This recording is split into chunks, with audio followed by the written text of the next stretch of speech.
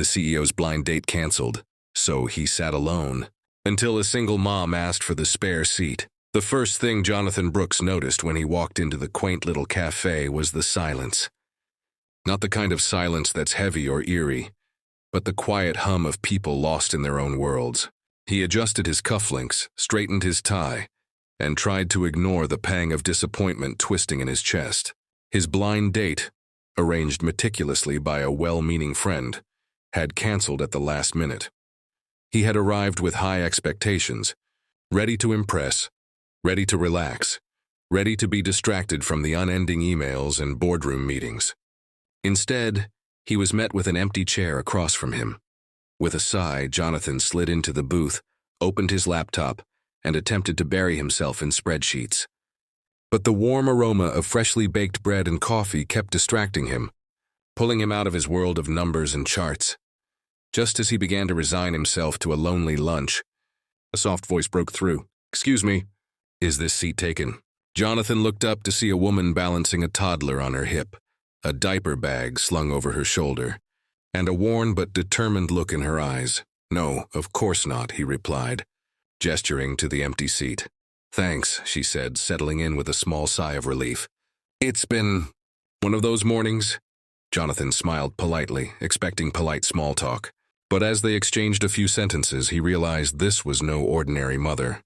Her name was Claire, and she was a single mom trying to make it through her busy day with grace despite the chaos of her little world. She laughed softly at her son's attempts to grab the sugar packets and gently corrected him when he started trying to climb the booth. As they talked, Jonathan felt a strange lightness he hadn't experienced in years. Here was someone whose life was messy, complicated, and yet filled with genuine warmth and resilience, so unlike the polished boardrooms he spent his life in. Midway through their conversation, Claire's son dropped his juice. Without hesitation, Jonathan jumped up, grabbed a handful of napkins, and helped clean the spill. Claire's eyes softened, not just with gratitude, but with surprise. She hadn't expected a stranger, let alone a CEO, to bend down, genuinely care, and share her little burden. "It's rare," she said softly, "to meet someone who actually notices the little things." Jonathan smiled, feeling a pang of realization. In all his years of success, he had measured life in meetings and metrics. But here, in this small cafe, amidst spilled juice and toddler giggles, he felt a truth far greater. Kindness and attention mattered more than power or money. Their conversation stretched into an hour. Jonathan learned about Claire's struggles, her small victories, and her unwavering determination to give her son a better life. She in turn listened as he shared stories of life's pressures and the loneliness that often came with success. When they finally stood to leave, Jonathan noticed a change in himself. He had come seeking distraction, but he was leaving with connection. And Claire, she walked away with more than just a polite acquaintance. She carried a moment of unexpected support and recognition that made her morning just a little brighter. "Thank you," she said, smiling genuinely, "for everything, and for letting me sit here." Jonathan nodded. "Thank you too, for reminding me what really matters." As he watched them leave, he realized that sometimes life's canceled plans weren't failures. They were invitations. Invitations to notice, to connect, to care.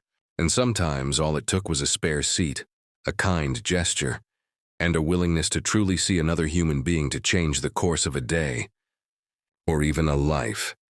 He returned to his booth with a light heart, a newfound perspective, and a quiet determination to bring more humanity into every interaction, one small act at a time. And in that simple cafe, in the midst of everyday chaos, Jonathan discovered a truth that transcended titles and wealth. Kindness, no matter how small, has the power to transform everything. After that day, Jonathan couldn't stop thinking about Claire and her son. It wasn't just the charm or the warmth. It was the genuine humanity she radiated, the kind of authenticity he realized he had been missing in his own life.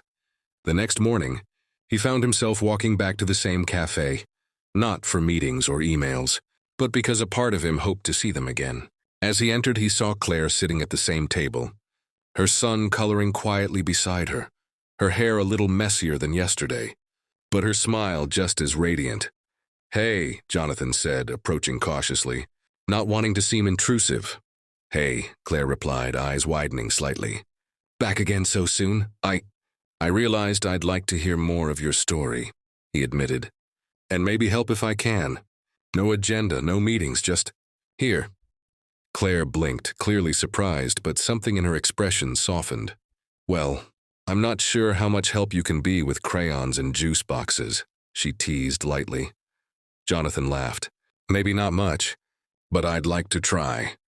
Over the following weeks, what began as casual encounters grew into a routine. Jonathan would check in during his lunch breaks, sometimes bringing coffee, sometimes just company. They shared small victories and setbacks. There were moments of laughter, like when the little boy tried to trick Jonathan into eating his artwork of mashed fruit, and moments of quiet reflection, like when Claire admitted the exhaustion of being a single mom sometimes felt overwhelming. Jonathan realized that helping Claire wasn't just about generosity, it was about presence, about showing up, even in small ways, and letting someone feel seen. And in return, he began to feel a connection that transcended his high-rise lifestyle and the endless pursuit of achievement. One afternoon, as the sun streamed through the cafe windows, Claire reached for his hand across the table. "I don't know how to say this," she whispered, "but having someone really notice, it's more than I ever expected." Jonathan squeezed her hand gently. "You deserve that, all of it. And more." It wasn't long before their friendship deepened into something more profound. Jonathan saw in Claire a strength and grace that humbled him, while Claire saw in Jonathan a kindness and reliability that gave her hope. Their bond was built on authenticity, shared struggles, and mutual respect, a foundation far sturdier than any corporate ladder. One rainy afternoon, as they closed their coffees and packed up, Claire's son tugged on Jonathan's sleeve. "Will you come play with me tomorrow?" he asked. Jonathan smiled, feeling a warmth that no boardroom ever gave him. "Absolutely. Wouldn't miss it for the world." Walking home together under the soft drizzle, Jonathan reflected on how a canceled blind date, a spare seat, and a simple act of kindness had transformed his life. He had arrived expecting distraction and had instead found purpose, connection, and love. And for Claire, that single moment of courage, asking to sit, had brought unexpected support, laughter, and someone who truly cared. In the quiet aftermath of that day, Jonathan understood something vital. Life's most meaningful moments often arrive disguised as ordinary ones. A shared meal, a helping hand, a kind word. These were the real markers of success, the true treasures worth chasing. And as they parted,